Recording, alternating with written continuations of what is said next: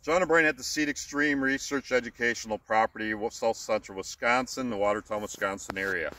On the left side right here, my left, we have a blend of forage brassicas. New genetics, some that the wildlife industry isn't selling, and new genetics. On this side, I have some of the same genetics in this as well. But we got about the 6 to 12 inch shorter height with one of the same species that's in both blends.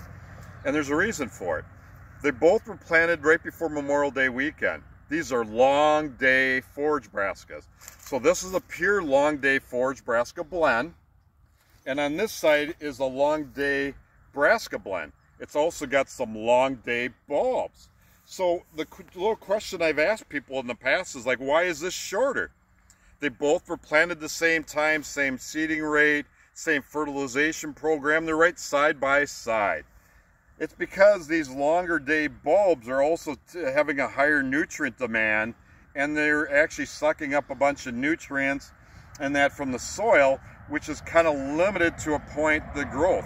This stuff is still like about 4 feet on the forage, one of the varieties of the forage brassica, but we got about 5 foot 5 inch tall forage brassicas on this side in places.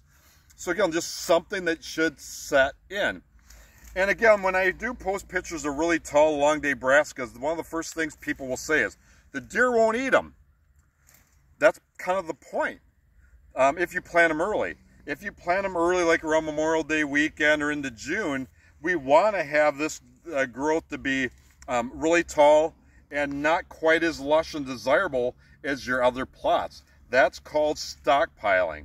We want to stockpile a certain percentage of the forages on your land to get you into November, December, January and that. And so we've done this numerous times in the past. Deer will tend to leave these alone until it gets really nasty out when this becomes the most desirable forage on your property. So stockpiling is a term that I've talked about for many years in the wildlife industry. It's not really talked about. We also will use some of the same forage brassicas into other warm season blends planted early. They grow up tall. We have it where it's hard for the deer to just mow these down, which happens on a lot of properties. And again, we've also forage sampled these. We've also have the planted forages of the same varieties that are planted in early August. And I've been sharing with people that there's not a big difference in nutrients if you plant them in May versus August, surprising as that might be. Some talking points on long day forage brassicas with John O'Brien, Cramp Array Outdoors.